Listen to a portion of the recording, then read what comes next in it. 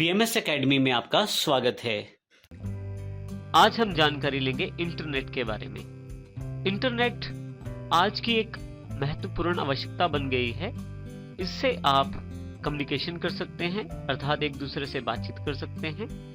आप ऑनलाइन कुछ भी इंफॉर्मेशन प्राप्त कर सकते हैं, अर्थात सर्चिंग कर सकते हैं। कई बिजनेस अब ऑनलाइन अवेलेबल हैं, अर्थात आप बिजनेस भी ऑनलाइन कर सकते हैं ई कॉमर्स की सहायता से। इसके साथ साथ एजुकेशन के क्षेत्र में भी इंटरनेट का बहुत बड़ा योगदान है। एक स्थान पर बैठा हुआ टीचर दूसरे स्थान पर बैठे हुए स्टूडेंट्स को लेक्चर दे सकता है और वहीं से स्टूडेंट्स भी अपने क्वेश्चन पूछ सकते हैं। इसके अलावा एंटरटेनमेंट में भी इंटरनेट का बहुत बड़ा स्थान है। आप ऑनलाइन गेम्स खेल सकते हैं, ऑनलाइन मूवीज देख सकते हैं, ऑनलाइन मैचेस देख सकते हैं। तो इंटरनेट बहुत बड़ी आवश्यकता बन गई है।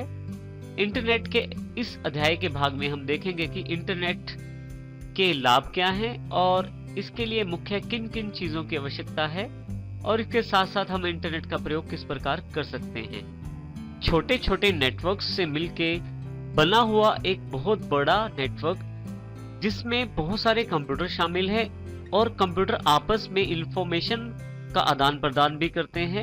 इस प्रकार के सिस्टम को हम इंटरनेट कहते हैं। इंटरनेट के द्वारा न केवल इंफॉर्मेशन का आदान प्रदान होता है, बल्कि सर्विसेज का आदान प्रदान भी हो सकता है। और इसके अलावा इंटरनेट के बहुत सारे लाभ हैं।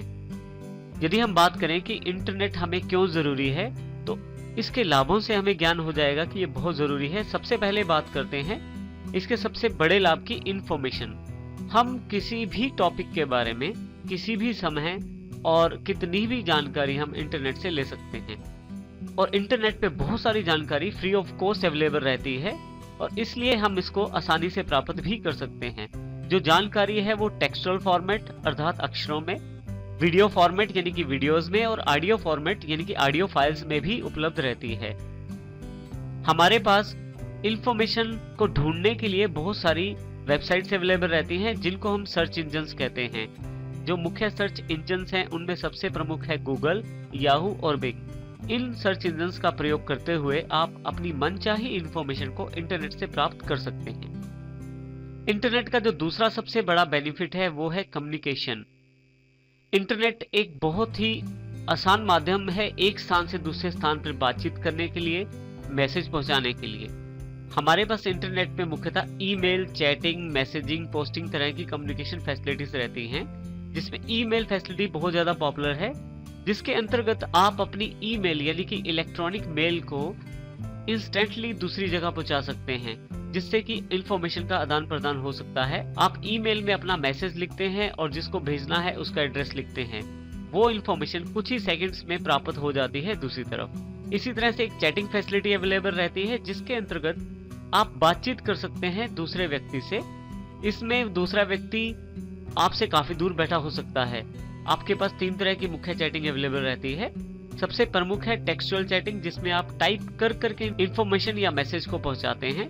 दूसरी तरह की चैटिंग में वॉइस चैटिंग अवेलेबल रहती है, जिसमें आप बोल के एक दूसरे से बातचीत कर सकते हैं, बिल्कुल मोबाइल की तरह। और तीसरी चैटिंग जो हमारे पास अवेलेबल रहती है वो है वीडियो चैटिंग। एक स्थान से दूसरे स्थान पर आप बातचीत करते हुए अपनी तस्वीर भी देख सकते हैं और इस तरह की चैटिंग को वीडियो चैटिंग कहते हैं। इस तरह से हमारे पास आजकल बहुत सारी सोशल मीडिया वेबसाइट्स भी अवेलेबल हैं, जैसे कि फेसबुक और ऑरकुट। इन फेसबुक और ऑरकुट वेबसाइट से आप न केवल अपने फ्रेंड्स को मिल सकते हैं, खोज सकते हैं, उनके साथ जुड़ सकते हैं, बल्कि उनको मैसेज भी कर सकते हैं और इसके साथ साथ आप ऑनलाइन चैटिंग भी कर सकते हैं। इस तरह से कम्युनिकेशन का एक बहुत बड़ा माध्यम आज इंटरनेट बन गया है। इंटरनेट की तीसरी सबसे बड़ी विशेषता है ई कॉमर्स, इलेक्ट्रॉनिक कॉमर्स। आजकल छोटे और बड़े बिजनेस, कोई भी बिजनेस हो, चाहे वो छोटा हो या बड़ा हो, वो ऑनलाइन होना चाहता है। उसका कारण है कि ऑनलाइन बिजनेस से एक तो उसकी एरिया ऑफ सेल्स बढ़ जाता है, दूसरा उसके पास किसी भी तरह का अगर ऑफिस नहीं है, स्टॉक नहीं है, तो भी वो अपना बिजनेस वेबसाइट के साथ चला सकता है। ई कॉमर्स में प्रमुख आपके पास उदाहरण के तौर पे होम शॉप 18 और नापतोल.com जैसी वेबसाइट्स हैं, जिसमें आप कभी भी कुछ भी वेबसाइट से देख के मंगवा सकते हैं। इस तरह से आप अपनी वेबसाइट्स भी बना सकते हैं और जिसमें लो इन्वेस्टमेंट के साथ एक अच्छा बिजनेस शुरू किया जा सकता है। तो इंटरनेट आज के समय में बहुत ही बढ़िया ई कॉमर्स का एक माध्यम बन गया है। इंटरनेट में ऑनलाइन सर्विसेज बहुत ही महत्वपूर्ण हैं। बहुत सारी ऑनलाइन सर्विसेज आपको घर बैठे बैठे ही प्राप्त हो जाती हैं। जैसे ऑनलाइन बैंकिंग सर्विसेज, आपको अब लंबी लंबी लाइनों में बैंकों में खड़े होने की आवश्यकता नहीं है। घर पे ही आप अपनी ट्रांजैक्शंस कर सकते हैं। इसी तरह से आप अपनी जॉब पाने के लिए घर से ही बायोडाटा सेंड कर सकते हैं। कुछ वेबसाइट्स जॉब रजिस्ट्रेशन की सुविधा देती है, जिसमें जैसे ही जॉब आती है आपके ईमेल अकाउंट पे उसकी सूचना आपको भेज दी जाती है। इसके साथ ही आप घर बैठे बैठे ऑनलाइन टिकट भी बुक करवा सकते हैं। इसमें आप रेलवे टिकट्स हो या मूवी टिकट्स हो, घर पे बैठे बैठे ही खरीद सकते हैं। इसके अतिरिक्त आप ऑनलाइन पेमेंट भी कर सकते हैं, जिसमें electricity bill payment, telephone bill payment, mobile payment, तो ये सभी चीजें आप घर बैठे बैठे ही कर सकते हैं। तो बहुत सारी इस तरह की सर्विसेज ऑनलाइन अवेलेबल हैं जो इंटरनेट में एक महत्वपूर्ण योगदान रखती हैं, जो कि इंटरनेट का एक बहुत बड़ा वरदान है। इन सब चीजों के पश्चात एक मुख्य चीज जो एंटरटेनमेंट है, वो भी इंटरनेट से आपको अवेलेबल हो जाता है। मान लीजिए आप किसी कारण से अपना सीरियल नहीं देख पाए या मूवीज नहीं देख पाए, ऑनलाइन बहुत सारी वेबसाइट्स हैं जो आपको सीरियल्स और मूवीज देखने की मदद करती हैं, जैसे कि youtube.com, जिसमें आप अपना मनचाहा सीरियल कभी भी देख सकते हैं। इसके अलावा आप वहां ऑनलाइन सॉन्ग्स भी सुन सकते हैं, और अब तो वेबसाइट्स ऑनलाइन क्रिकेट मैचेस भी लाइव टेलीकास्ट करती हैं। आप घर बैठे बैठे मैचेस भी देख सकते हैं इंटरनेट की सहायता से। एंटरटेनमेंट में आपके पास ऑनलाइन गेम्स भी अवेलेबल रहती हैं। आप घर बैठे बैठे दूसरे फ्रेंड्स के साथ, जो कि कहीं और बैठा है, उसके साथ मिलके एक ही वेबसाइट पे गेम्स खेल सकते हैं, और ये बिल्कुल ऐसा आभास देती हैं कि आप दोनों एक ही स्थान पे गेम खेल रहे हैं। इंटरनेट ने जो एक महत्वपूर्ण भूमिका निभाई है वो है एजुकेशन के सेक्टर में। एजुकेशन में एक बहुत महत्वपूर्ण क्रांति है इंटरनेट के द्वारा। आप घर बैठे बैठे बहुत सारे कोर्सेज कर सकते हैं, बहुत सारी एजुकेशन प्राप्त कर सकते हैं। बहुत सारे कॉलेजेस और स्कूल्स अब इंटरनेट के माध्यम से जुड़ चुके हैं, और आजकल बहुत सारी क्लासेस ऑनलाइन ही अवेलेबल हो गई हैं, जिसमें आप इंटरनेट से बैठे बैठे कहीं दूसरे स्थान पर बैठे व्यक्ति से क्लासेस अटेंड कर सकते हैं, और आप चाहें तो उनसे क्वेश्चन भी पूछ सकते हैं। तो इंटरनेट एक बहुत बड़ा वरदान साबित हुआ है एजुकेशन सेक्टर में। इंटरनेट सीखने से पहले कुछ बेसिक टर्म्स हैं जिनकी हम जानकारी लेंगे, ताकि जब हम इंटरनेट प्रयोग करें तो उन सब चीजों की जानकारी हमें रहे जो इंटरनेट सीखने के लिए बहुत जरूरी है। इंटरनेट की एक सबसे बेसिक टर्म है वेब पेज। वेब पेज क्या होता है? एक ऐसा पेज जो इंटरनेट पे आपको इंफॉर्मेशन देता है, वो वेब पेज कहलाता है। वेब पेज आपको इंफॉर्मेशन टेक्स्ट अर्थात लिखे हुए अक्षरों में, ऑडियो अर्थात आवाज में, वीडियो और एनिमेशन इफेक्ट्स के साथ ये आपको इंफॉर्मेशन प्रदान करता है। कुछ वेब पेजेस ऐसे होते हैं जो एक फिक्स तरह की इंफॉर्मेशन देते हैं, जैसे कि हिस्ट्री पेजेस, जिसमें आप इंफॉर्मेशन जो है वो पुरानी हर बार मिलती है आपको। लेकिन कुछ वेब पेजेस ऐसे होते हैं जिन पे इंफॉर्मेशन साथ साथ बदलती रहती है, जैसे एक रेलवे रिजर्वेशन का पेज जो जैसे ही सीटें बुक होती हैं या कैंसिल होती हैं आपको उसकी जानकारी उपलब्ध करवाता है। और ऐसे ही cricket live telecast web page, जिसमें स्कोर्स जैसे जैसे बदलता है उसकी स्कोरिंग की जानकारी आपको वेब पेज पे अवेलेबल रहती है। तो वेब पेज एक माध्यम है आपको इंफॉर्मेशन देने का। वेबसाइट क्या होती है? यदि हम वेबसाइट की बात करें तो website collection of web pages होती है, अर्थात बहुत सारे वेब पेजेस को अगर इकट्ठा कर दिया जाए और एक यूनिट में बांध दिया जाए तो उसे हम वेबसाइट कहते हैं। हर वेबसाइट का एक अपना अलग एड्रेस होता है। वेबसाइट में बहुत सारे मल्टीपल सोर्सेज से इंफॉर्मेशन इकट्ठी रहती है, और इसको हम और ये प्रॉपर्ली ऑर्गेनाइज रहती है वेब पेजेस के रूप में, जो कि इकट्ठी कर दी जाती है, और ये एक वेबसाइट कहलाती है। हर वेबसाइट का एक अपना अलग एड्रेस होता है, उस वेबसाइट को दूसरी वेबसाइट से अलग रिप्रेजेंट करता है। हर एक वेबसाइट का अपना एक कार्य हो सकता है, जैसे कि उदाहरण के तौर पे रेलवे की वेबसाइट, जिसमें आप रेलवे की टिकटिंग की जानकारी ले सकते हैं, उनकी ट्रेन सिस्टम की जानकारी ले सकते हैं। इसी तरह से एयर टिकट रिजर्वेशन की वेबसाइट अलग हो सकती है, जिसमें एयर टिकट्स खरीदी जा सकती हैं और उनको रिजर्व किया जा सकता है। तो वेबसाइट्स का प्रयोग कर सकते हैं आप अपनी जानकारी प्राप्त करने के लिए, जो मुख्यतः वेब पेजेस से बनी होती है। जैसे हमने बात की कि एक वेबसाइट में बहुत सारे वेब पेजेस होते हैं जिसमें कि इंफॉर्मेशन रखी रहती है। यदि हम बात करें होम पेज की, होम पेज वो वेब पेज होता है जो सबसे पहले आपके सामने खुलता है।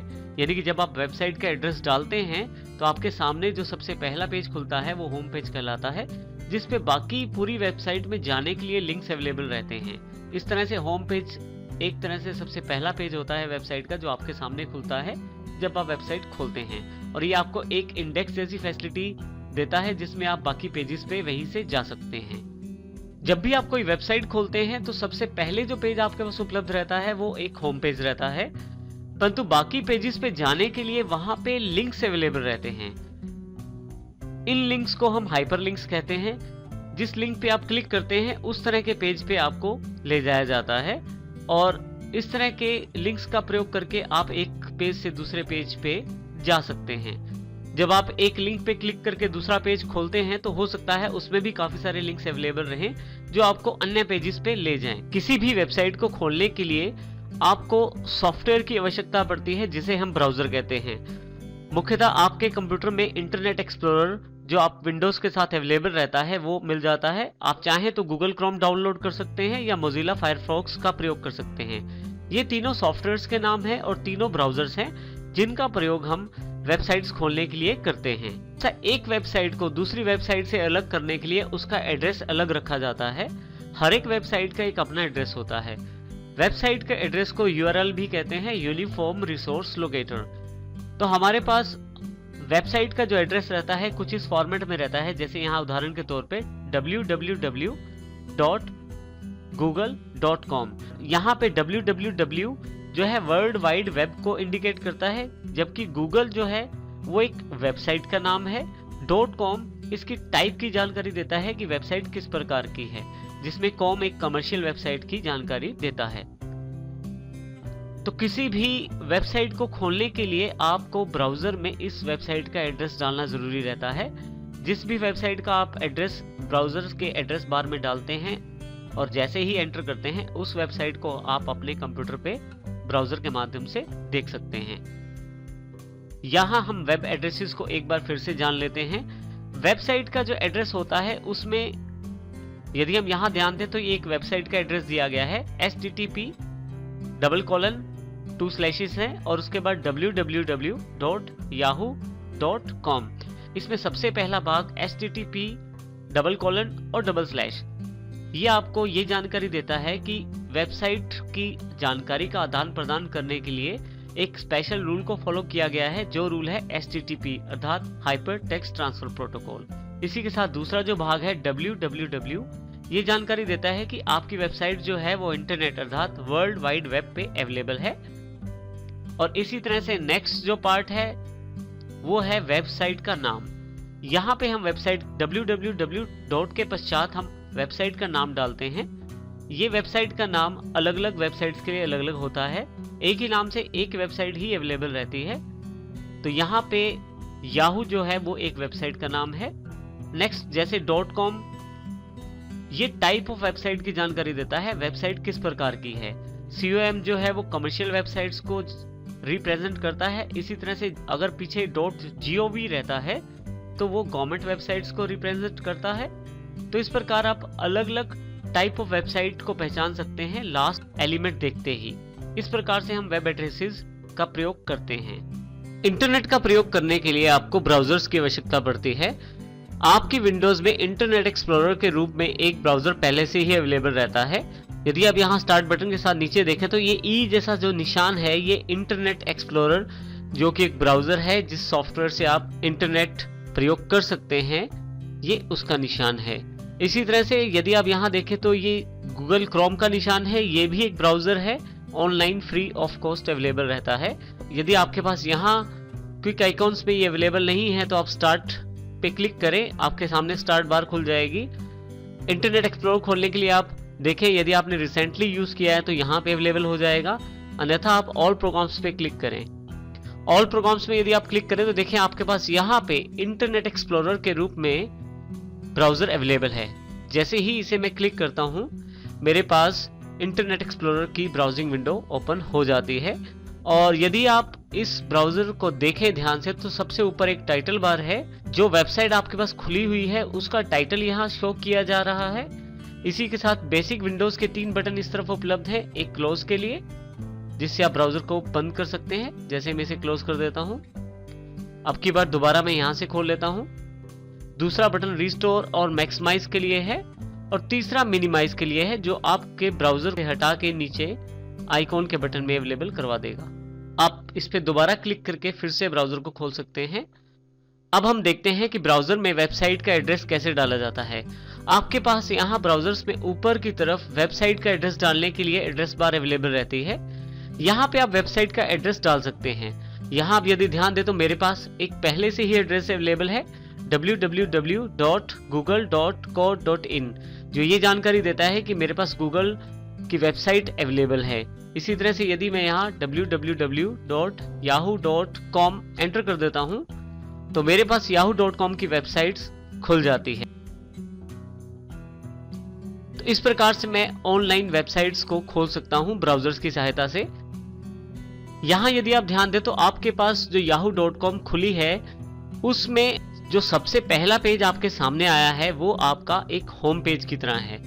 यहाँ पे हम ब्राउजर के कुछ और बटन का इस्तेमाल कर सकते हैं, जैसे कि यहाँ पे यदि आप ऊपर देखें तो ये बैक बटन है जो आपको इससे पिछली वाली वेबसाइट पे ले जाएगा जो आपके पास पहले थी।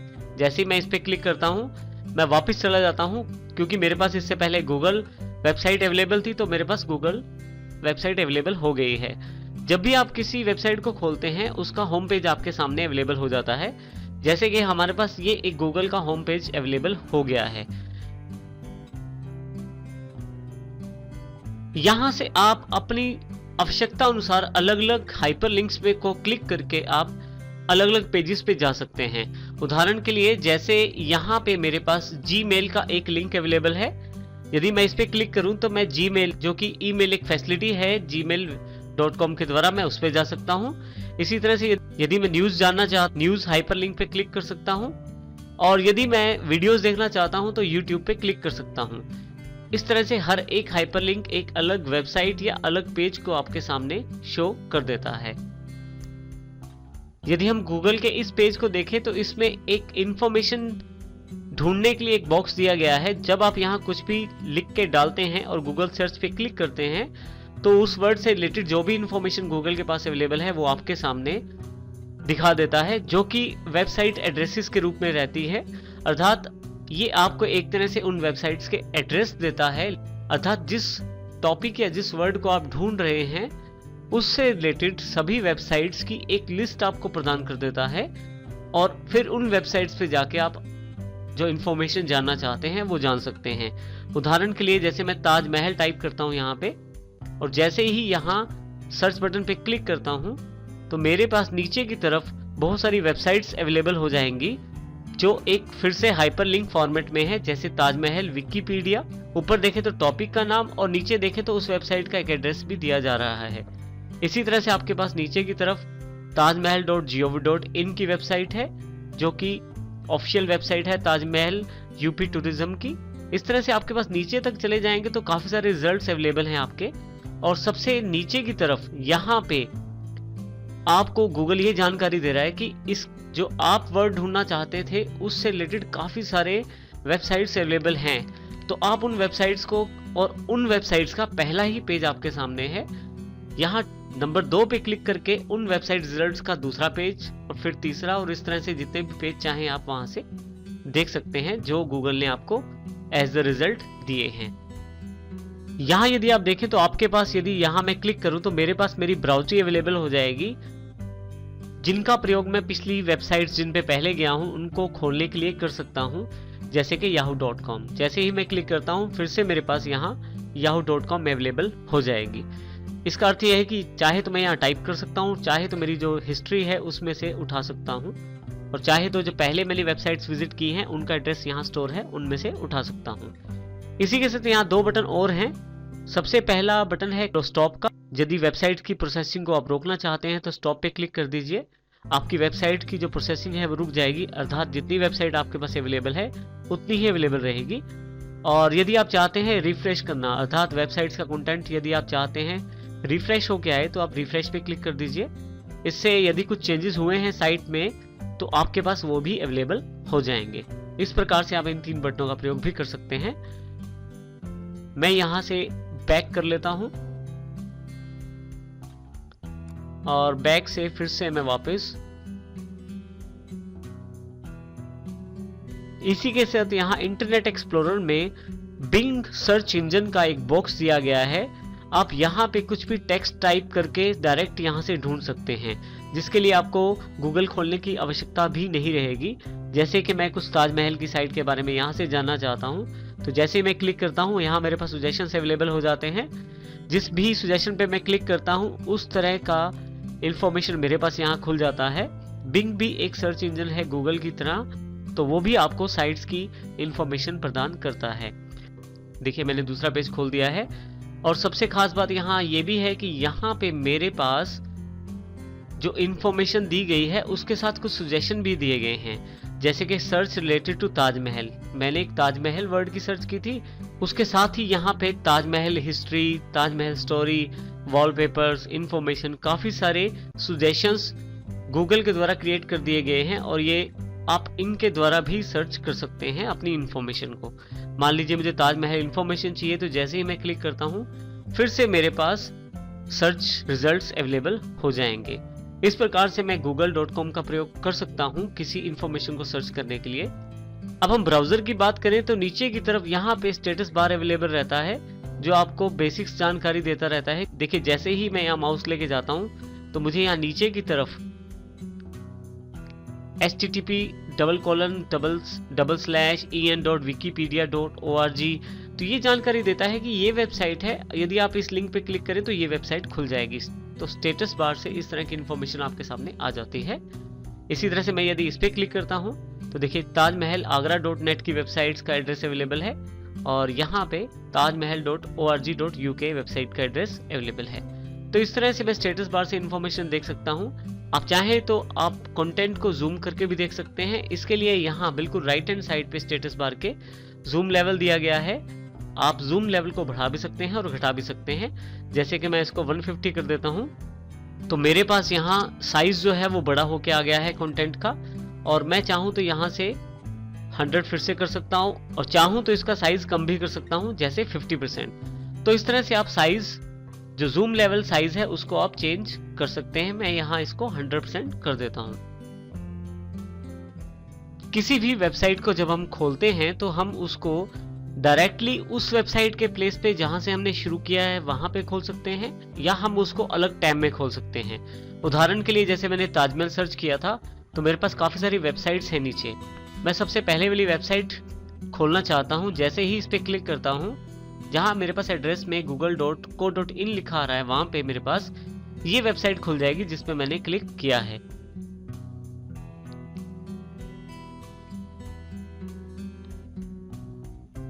तो यदि आप यहाँ ध्यान से देखें तो मेरे पास एड्रेस ऊपर बदल गया है और यहाँ पे वो वेबसाइट खुल गई है जिसको मैंने क्लिक किया था। जिस वेबसाइट के हाइपरलिंक पे मैंने क्लिक किया था वो वेबसाइट मेरे पास अवेलेबल हो गई है। यहाँ से मैं बैक जा सकता हूँ फिर से गूगल पे वापस जाने के लिए। जिस वेबसाइट को मैंने क्लिक किया था उस वेबसाइट का जो कलर है वो पर्पल हो गया है, जबकि बाकी वेबसाइट्स का कलर अभी ब्लू ही है। इसका अर्थ ये है कि जो वेबसाइट्स में विजिट कर चुका हूँ, जिन वेबसाइट्स में जा चुका हूँ, उन वेबसाइट्स का कलर पर्पल हो गया है। ये यही दर्शाता है कि आप इन वेबसाइट्स पे जा चुके हैं। और जो बाकी वेबसाइट्स हैं जिन पे अभी आप नहीं गए हैं और जिनके लिंक्स यहाँ अवेलेबल हैं, वो लिंक्स अभी भी ब्लू कलर में हैं। आप यदि यहाँ ध्यान दें तो जब आप माउस को यहाँ लेके जाते हैं तो देखिए एक हाथ का आइकॉन अवेलेबल हो जाता है जो उस वेबसाइट के साथ हाइपरलिंक की जानकारी आपको देता है। अर्थात इस टेक्स्ट के साथ एक हाइपरलिंक जुड़ा है जो कि इस वेबसाइट पे आपको लेके जाएगा। आप यदि नीचे वाले टेक्स्ट पे जाएं तो वहां पे कोई भी हाथ अवेलेबल नहीं है, जो ये जानकारी देता है कि ये जो टेक्स्ट है आपका ये हाइपरलिंक के साथ कनेक्टेड नहीं है, या ये जो टेक्स्ट है ये आपका हाइपरलिंक टेक्स्ट नहीं है।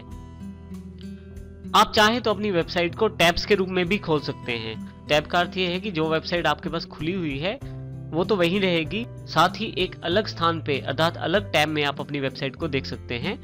जैसे कि इस वेबसाइट को मैं राइट क्लिक करता हूं और यहाँ पे यदि आप ध्यान दें तो यहाँ पे ऑप्शन अवेलेबल है ओपन के। ओपन जो आपकी google.com की जगह इस tajblues.com को खोल देगा।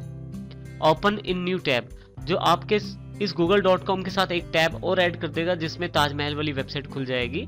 और ओपन इन न्यू विंडो बिल्कुल एक अलग इंटरनेट एक्सप्लोरर के साथ आपके पास ये वेबसाइट खुल जाएगी। अभी मैं यहाँ open a new tab click कर देता हूँ।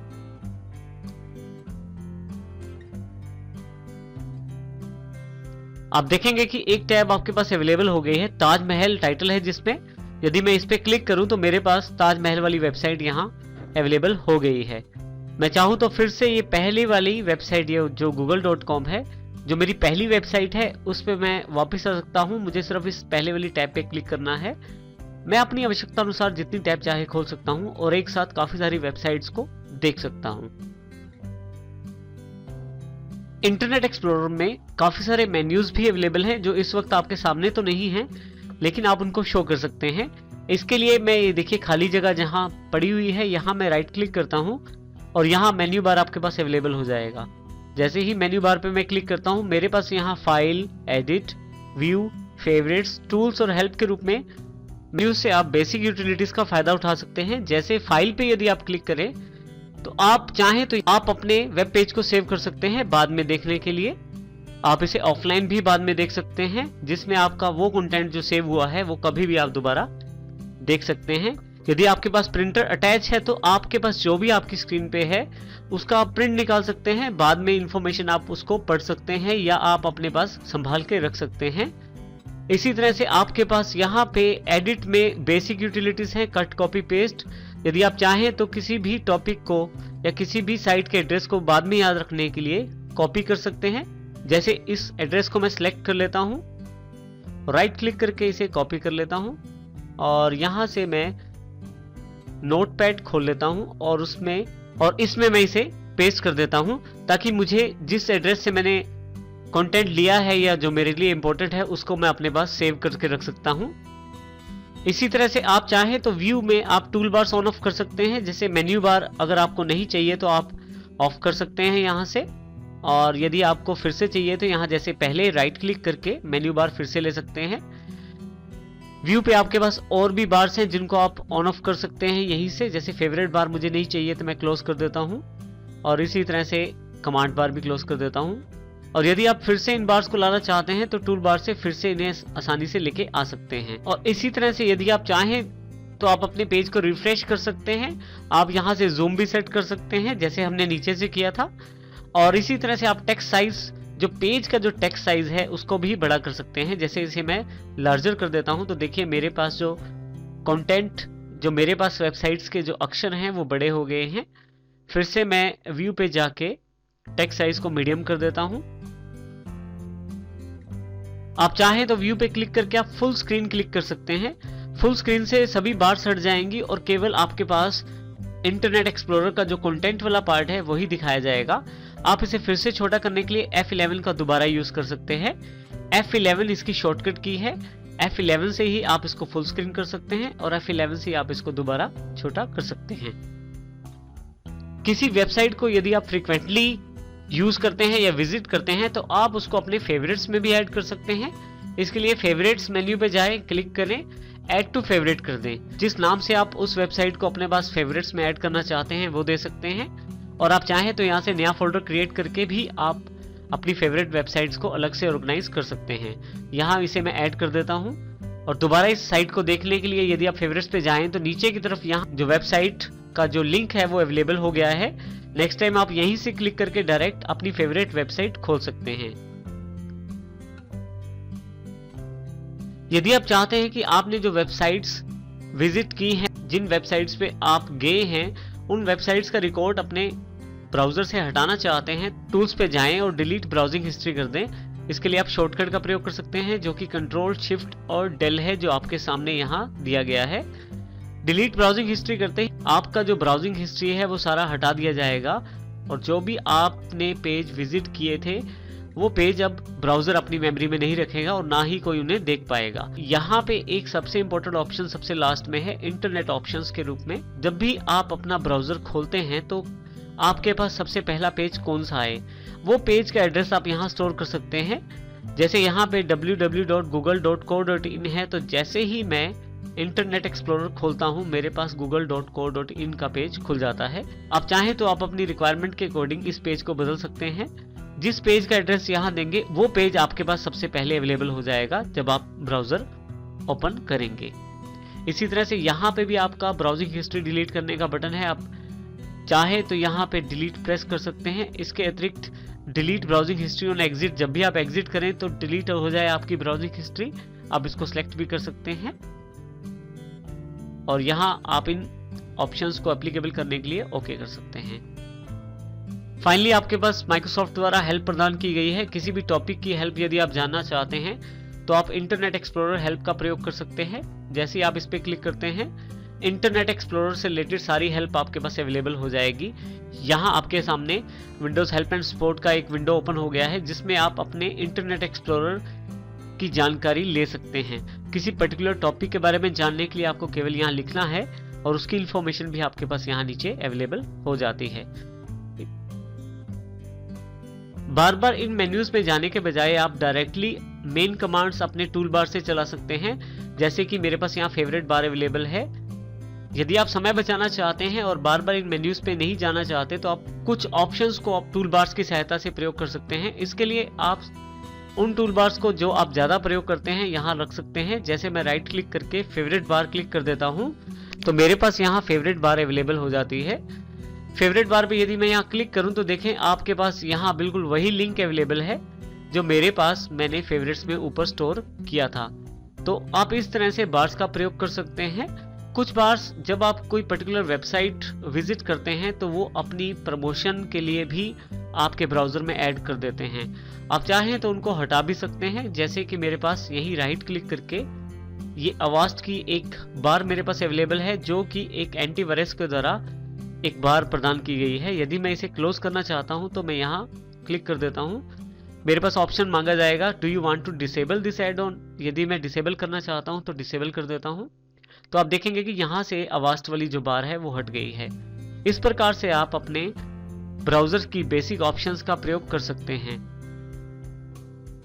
इंटरनेट में ईमेल एक बहुत इंपॉर्टेंट फैसिलिटी है, जिसका प्रयोग हम ईमेल सेंड करने और रिसीव करने में कर सकते हैं। और इसका सबसे बड़ा लाभ ये है, ये कुछ ही सेकंड्स में दूसरे व्यक्ति के पास हमारा मेल चला जाता है, पहुंच जाता है। इसीलिए इसे ईमेल यानी कि इलेक्ट्रॉनिक मेल कहते हैं। ये एक ऐसा सिस्टम है जिसमें हम मेल्स रिसीव कर सकते हैं, मेल्स को सेंड कर सकते हैं और उनको बाद में प्रयोग करने के लिए स्टोर भी कर सकते हैं। हमें ईमेल अकाउंट प्रयोग करने के लिए दो चीजों की आवश्यकता होती है। एक यूजर नेम जो हमारी आइडेंटिटी होता है और दूसरा हमारे पास एक पासवर्ड जिससे हम अपना ईमेल अकाउंट खोल सकते हैं। ये दोनों चीजें यूजर नेम और पासवर्ड हम जब ईमेल अकाउंट बनाते हैं तो हमें ये दोनों प्राप्त हो जाती हैं। यहाँ एक खास बात ये है, हम जिस वेबसाइट पे ईमेल बनाते हैं उसका नाम हमारे ईमेल यूजर नेम के साथ जुड़ जाता है। जैसे यहाँ यदि हम ध्यान दें तो isstworld@gmail.com, isstworld मेरा यूजर नेम है और एट के बाद वाला जो नाम है उस वेबसाइट का है जहाँ मेरा ईमेल अकाउंट है। यदि हम दूसरा एग्जांपल देखें, वरिंदर सिंह 2079 ये मेरा यूजर नेम है। @yahoo.com का अर्थ है कि मेरा जो ईमेल अकाउंट है वो yahoo.com वेबसाइट पे अवेलेबल है। बहुत जरूरी है कि आप दोनों चीजों को अलग अलग रखें। वेबसाइट का एड्रेस बिल्कुल अलग प्रकार से शो किया जाता है और ईमेल एड्रेस बिल्कुल अलग प्रकार से शो किया जाता है। जैसे यहाँ उदाहरण के तौर पे www.google.com एक वेबसाइट का एड्रेस है और isstworld@gmail.com एक ईमेल का एड्रेस है। तो इस प्रकार से दोनों में भिन्नता रहती है। इन दोनों में कोई भी कंफ्यूजन मत रखिएगा। ईमेल की सुविधा का प्रयोग करने से पहले आपके पास ईमेल अकाउंट होना चाहिए। हम अब ईमेल अकाउंट बनाना सीखेंगे। ईमेल काफी सारी वेबसाइट्स के द्वारा प्रदान की जाती हैं, जैसे कि gmail.com, yahoomail.com, rediffmail.com और इस तरह से hotmail.com। उस वेबसाइट का एड्रेस यहाँ एंटर करना है जिस वेबसाइट पे हमें मेल अकाउंट बनाना है। क्योंकि मुझे जीमेल पे अकाउंट बनाना है तो यहाँ मैं gmail.com लिख के एंटर प्रेस कर देता हूँ। तो जैसे ही एंटर प्रेस करता हूँ मेरे पास जीमेल अकाउंट ओपन हो जाता है। अगर मेरे पास पहले से यूजर नेम और पासवर्ड अवेलेबल है, अर्थात मैंने पहले ही अकाउंट बना रखा है, तो मैं यहाँ यूजर नेम और पासवर्ड टाइप करके साइन इन कर सकता हूँ, अर्थात अपना जो मेल अकाउंट है वो खोल सकता हूँ। परंतु यदि आपके पास अकाउंट नहीं है तो आपको पहले अकाउंट बनाना पड़ेगा। इसके लिए सबसे पहले आप क्रिएट एन अकाउंट पे क्लिक करें। जैसे आप क्रिएट एन अकाउंट पे क्लिक करते हैं तो आपके पास यहाँ पे कुछ बेसिक इंफॉर्मेशन मांगी जाती है जिसके आधार पे आपका अकाउंट बनाया जाता है। जैसे मेरे पास यहाँ पे जानकारी मांगी जा रही है, तो यहाँ मैं सबसे पहली जो फील्ड है वो है नाम। सबसे पहले यहाँ देखें आप, डिम लेटर्स में लिखा हुआ है फर्स्ट और यहाँ लिखा हुआ है लास्ट, अर्थात आप यहाँ फर्स्ट नेम टाइप करें और यहाँ पे लास्ट नेम। तो यहाँ मैं फर्स्ट नेम टाइप कर देता हूँ और यहाँ लास्ट नेम टाइप कर देता हूँ। उसके पश्चात मैं यहाँ यूजर नेम चुन सकता हूँ और यहाँ यदि आप ध्यान दें तो @gmail.com पहले से ही इसमें लिखा हुआ है, अर्थात जो यूजर नेम आप लेंगे उसके साथ ही साथ में जुड़ जाएगा। तो यहाँ मैं अपना यूजर नेम सेट कर लेता हूँ।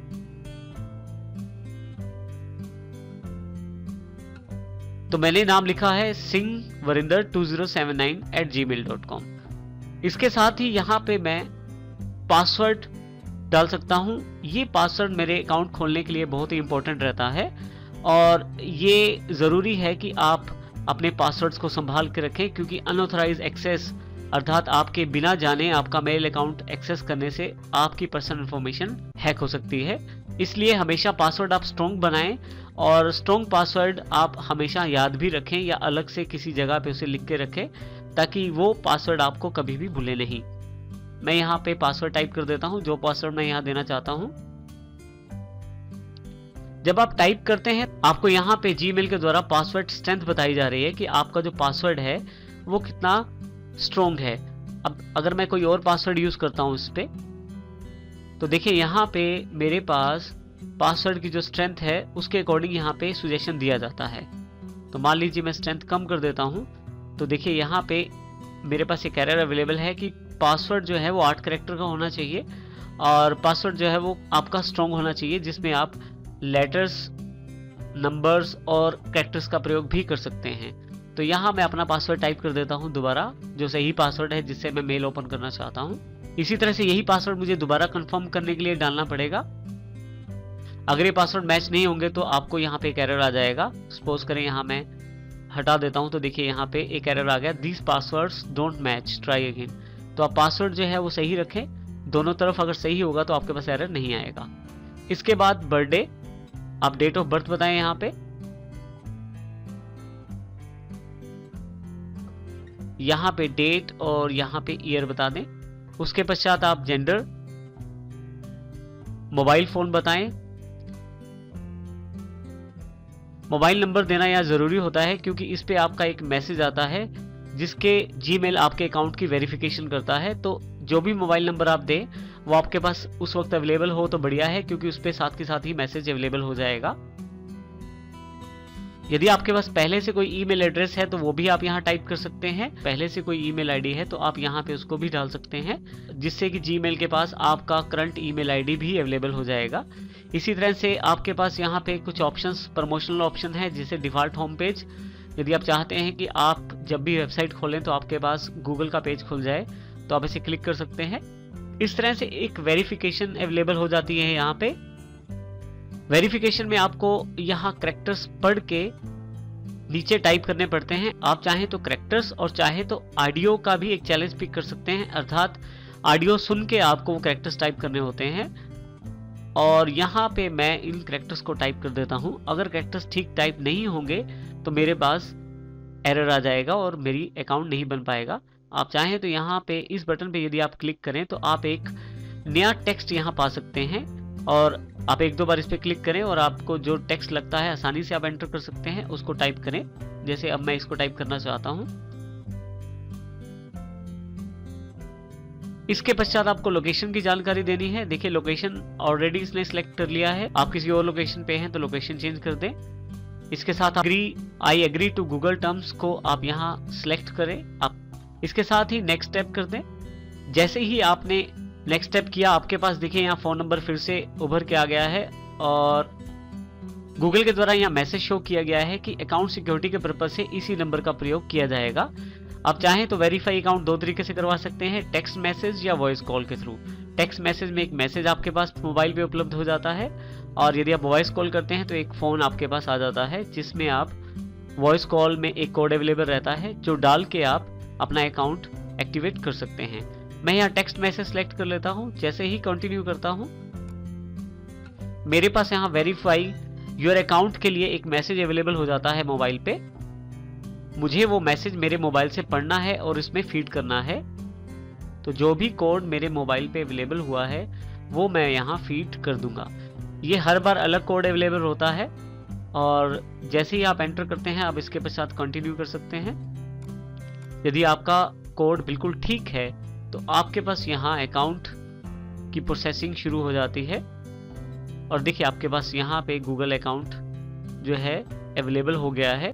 आप चाहें तो यहाँ से अपने प्रोफाइल में चेंजेस भी कर सकते हैं, जैसे कि आप ऐड कर सकते हैं प्रोफाइल की फोटो और इसके साथ चाहें तो नेक्स्ट स्टेप पे जा सकते हैं। मैं यहाँ नेक्स्ट स्टेप सेलेक्ट कर लेता हूँ।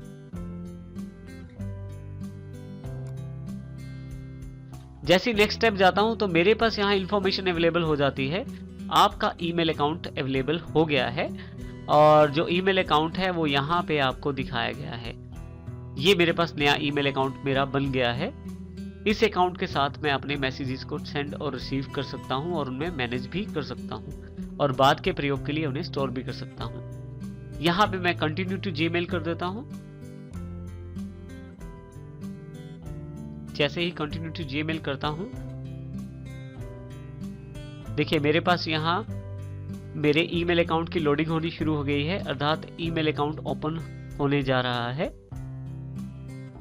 यदि आपके पास नेट काफी स्लो हो तो आप इस ऑप्शन का प्रयोग भी कर सकते हैं, लोड बेसिक एचटीएमएल का, जिससे कि आपका नेट स्लो होने के पश्चात भी आपका जो ईमेल अकाउंट है आपके पास अवेलेबल हो जाएगा।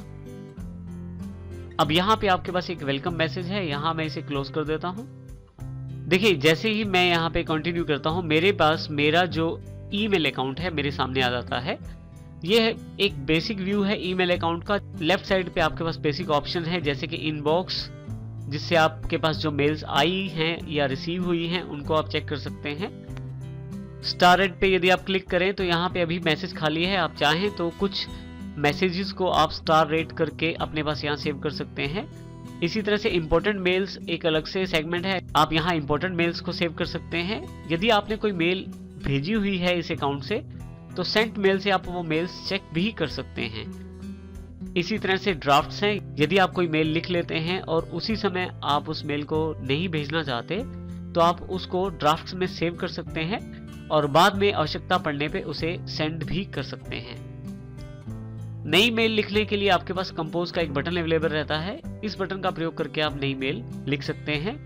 इसके अतिरिक्त इस तरफ आपके प्रोफाइल की जानकारी दी गई है। यहाँ यदि मैं क्लिक करूं तो मेरे पास मेरा नाम, मेरे अकाउंट का नाम और अकाउंट की बेसिक डिटेल्स दी गई हैं और इसी तरह से यहाँ से मैं साइन आउट भी कर सकता हूँ, अर्थात अपने मेल से बाहर आ सकता हूँ। अब मैं इसे साइन आउट करता हूँ और यहां से बाहर आ जाता हूं। इस प्रकार से आप अपना अकाउंट बना सकते हैं। ईमेल अकाउंट बनाते समय कुछ खास बातें भी हैं, जैसे कि हमारे पास यहाँ बिल्कुल ईमेल का फॉर्म वही अवेलेबल है जो मैंने कुछ समय पहले भरा है। अगर मैं उसी नाम को दोबारा लेने की कोशिश करता हूं तो someone already has that user name, try another, एक मैसेज जीमेल की तरफ से आ गया है कि आप ये नाम का यूज नहीं कर सकते क्योंकि ऑलरेडी इस नाम का यूजर पहले से अवेलेबल है। तो आपको ये नाम बदलना पड़ेगा और आप फिर इसका प्रयोग कर सकते हैं। इसी तरह से कोई फील्ड जिसमें आप कोई भी वैल्यू नहीं भरते तो आपके पास उसका भी एक एरर मैसेज अवेलेबल हो जाता है। जैसे यहाँ पे एक एरर मैसेज अवेलेबल हो गया है, you can't leave this empty. तो इसका अर्थ है कि आपको ये सभी फील्ड्स भरनी जरूरी हैं। और इसी तरह से तीसरी जो एरर हमने बात की थी, यदि आपका पासवर्ड मैच नहीं करता जो आपने क्रिएट ए पासवर्ड बॉक्स और कंफर्म योर पासवर्ड बॉक्स में डाला है, तो आपके पास फिर से एक एरर आ जाएगा जो कि आपको बताएगा कि आपका पासवर्ड मैच नहीं कर रहा। तो इस तरह के एरर आप चेक कर सकते हैं और इस तरह के बेसिक एरर्स को दूर करके आप अपना अकाउंट बना सकते हैं। क्योंकि अब मेरा अकाउंट बन गया है तो अब मैं अपने अकाउंट को लॉगिन कर सकता हूं, अर्थात अपने अकाउंट को खोल सकता हूं। जब भी आप अपने ईमेल अकाउंट को एक्सेस करना चाहते हैं तो आपको फिर से यहाँ एड्रेस बार में उस वेबसाइट का एड्रेस देना है जिस वेबसाइट पे आपका ईमेल अकाउंट अवेलेबल है। जैसे मेरा अकाउंट gmail.com पे है तो यहाँ मैं gmail.com टाइप करके एंटर कर देता हूँ तो मेरे पास यहाँ जीमेल अवेलेबल हो जाएगी। अब यहाँ यदि देखें तो क्योंकि मेरे पास अब अकाउंट है तो यहाँ यूजर नेम और पासवर्ड डाल के मैं साइन इन कर सकता हूँ। तो यहाँ सबसे पहले मैं यूजर नेम डालता हूँ, जो भी यूजर नेम है। यहाँ पे आपको पासवर्ड टाइप करना है, जो पासवर्ड आपकी जीमेल अकाउंट का है। यदि इनमें से कोई भी इंफॉर्मेशन ठीक नहीं होगी तो आपके पास एरर मैसेज आ जाएगा। अभी मैं साइन इन करता हूं इसे। जैसे साइन इन करते हैं तो आपके पास यहाँ पे एक मैसेज अवेलेबल हो जाता है, do you want Internet Explorer to remember this password. क्या आप चाहते हैं कि इंटरनेट एक्सप्लोरर जो आपका ब्राउजर है आपके द्वारा दिए गए इस मेल पासवर्ड को याद रखे। तो मोस्टली जब हम अपने पर्सनल कंप्यूटर पे काम करते हैं तो हम चाहते हैं कि हमारे पासवर्ड सेव रहे उसमें। लेकिन जब आप कहीं साइबर कैफेज या बाहर किसी पब्लिक प्लेस पे इंटरनेट का यूज करते हैं या किसी दूसरे के कंप्यूटर पे कार्य करते हैं तो आप चाहते हैं कि आपका जो मेल का पासवर्ड है या किसी भी तरह का कोई पासवर्ड है वो आपका ब्राउजर उसे स्टोर ना रखे। इसके लिए आप यहाँ don't offer to remember any more passwords को सिलेक्ट कर सकते हैं और यहाँ पे इसे नो कर सकते हैं। तो आपका जो ये पासवर्ड है ये स्टोर नहीं किया जाएगा जीमेल के द्वारा। जब भी आप मेल अकाउंट खोलते हैं तो इस तरह का अकाउंट आपके सामने आ जाता है, जिसमें सबसे पहले हम 3 मुख्य भाग देखते हैं। यहाँ सबसे पहले टू, यहाँ पे हमें उस व्यक्ति का मेल आईडी देना है जिसको हम मेल करना चाहते हैं। यदि हम एक से अधिक व्यक्तियों को मेल करना चाहते हैं तो कोमा लगा के या @cc और @bcc के साथ एक से अधिक व्यक्तियों को एक साथ मेल कर सकते हैं। साथ ही हमें यहाँ पे सब्जेक्ट देना है, अर्थात हमारा जो मैसेज है वो किस सब्जेक्ट किस विषय से रिलेटेड है वो हम यहाँ बता सकते हैं। जब भी मेल भेजी जाती है तो दूसरे व्यक्ति के पास ये सब्जेक्ट हाईलाइटेड होकर मेल मैसेज के रूप में पहुंचता है, जिससे कि वो सब्जेक्ट को देखकर मेल पढ़ता है। इसी तरह से हमारे पास यहाँ ये जो बॉक्स है ये मैसेज बॉक्स है, जिसमें हमें उस मैसेज को लिखना है जो मैसेज हमें भेजना है। इसके लिए सबसे पहले देखिए, जैसे मैं एक लाइन टाइप कर लेता हूं। यहाँ पे जब भी आप कोई लाइन टाइप करते हैं तो आप उस पे बेसिक टेक्स्ट फॉर्मेटिंग कर सकते हैं। उदाहरण के तौर पे मेरे पास यहाँ एक लाइन लिखी हुई है और मैं चाहता हूं इसको बोल्ड करना, तो जो पार्ट मुझे बोल्ड करना है उसको सिलेक्ट कर लूंगा यहाँ से मैं। यहाँ पे देखें तो बेसिक टेक्स्ट फॉर्मेटिंग के बहुत सारे ऑप्शंस अवेलेबल हैं, बारी बारी से हम इनको देखते हैं। सबसे पहले बोल्ड, जैसे ही मैं क्लिक करता हूँ यहाँ पे देखिए मेरा जो टेक्स्ट है वो बोल्ड हो गया है। इसी तरह से यदि आप इटैलिक करना चाहते हैं तो जो वर्ड या जो लाइन इटैलिक करनी है उसको सिलेक्ट कर लें, यहाँ पे इटैलिक पे क्लिक कर दें। इसी तरह से अंडरलाइन, आप चाहें तो यहाँ से फॉन्ट का स्टाइल अलग कर सकते हैं। जैसे देखिए मैं फॉन्ट का स्टाइल डिफरेंट कर देता हूँ यहाँ से। इसी के साथ यहाँ पे साइज भी अवेलेबल है, आप चाहें तो लार्ज साइज, ह्यूज या नॉर्मल साइज भी ले सकते हैं। इसी तरह से आप कलर सेट कर सकते हैं, जो कलर आप लेना चाहते हैं वो कलर यहाँ से सिलेक्ट कर सकते हैं। देखिए यहाँ पे ये जो कलर हमने लिया था ये फोरग्राउंड का कलर है, अर्थात अक्षरों का कलर है। सिलेक्ट करने के पश्चात यहाँ कॉर्नर पे क्लिक करूँ तो बहुत सारे कलर्स अवेलेबल हैं। जैसे यहाँ से रेड क्लिक कर देता हूँ तो मेरे पास रेड कलर हो जाता है जो सिलेक्टेड टेक्स्ट है उसका। इसी तरह से मैं दोबारा सिलेक्ट कर लेता हूँ यहाँ पे साथ ही हाईलाइट कलर अवेलेबल है। इसको अगर मैं सिलेक्ट कर लेता हूँ तो ये कलर जो टेक्स्ट मैंने सिलेक्ट किया है उसकी बैक साइड पे अवेलेबल होता है। देखिए यहाँ पे इस तरह से मेरे पास ये बैक साइड पे अवेलेबल हो गया है। इसी के साथ नेक्स्ट ऑप्शन जो हमारे पास है वो इंसर्ट इमोशन आइकॉन्स का है। यदि आप यहाँ क्लिक करें तो काफी सारे इमोशन आइकॉन को अवेलेबल हो जाएंगे। जैसे यहाँ आपके पास काफी सारे आइकॉन्स अवेलेबल हैं जो कि इमोशन आइकॉन्स हैं। आप जैसा आइकॉन चाहते हैं वो क्लिक कर सकते हैं। इन आइकॉन्स के साथ अपने भावों को आप व्यक्त कर सकते हैं। और इसी के साथ आपके पास यहाँ लिंक का बटन भी अवेलेबल है। यदि आप चाहते हैं किसी वर्ड के साथ आप किसी साइट का लिंक जोड़ना चाहते हैं तो वो भी आप दे सकते हैं। इसके लिए आप सिलेक्ट कर ले पहले किसी वर्ड को, उसके पश्चात यहाँ पे लिंक पे क्लिक करें। आपके पास वेबसाइट का एड्रेस पूछा जाएगा और आप यहाँ एक वेबसाइट का एड्रेस डाल सकते हैं जिस भी वेबसाइट को आप लिंक करना चाहते हैं। और यदि आप ईमेल एड्रेस चाहते हैं लिंक करना तो वो भी आप यहाँ क्लिक करके दे सकते हैं। जैसे ही ओके करता हूँ यहाँ पे मैं, मेरे पास देखिए लिंक अवेलेबल हो जाता है।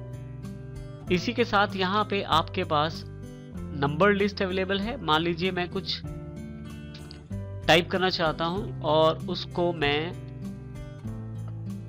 मैं नंबरिंग देना चाहता हूँ तो सिलेक्ट करके नंबरिंग दे सकता हूँ। और इसी तरह से बुलेटिन लिस्ट भी दे सकता हूँ। मैं यहाँ से चाहूँ तो इंडेंट कर सकता हूँ टेक्स्ट को, जो टेक्स्ट सिलेक्टेड है। और इसी के साथ यहाँ पे कोड्स प्रोवाइड किए जा सकते हैं।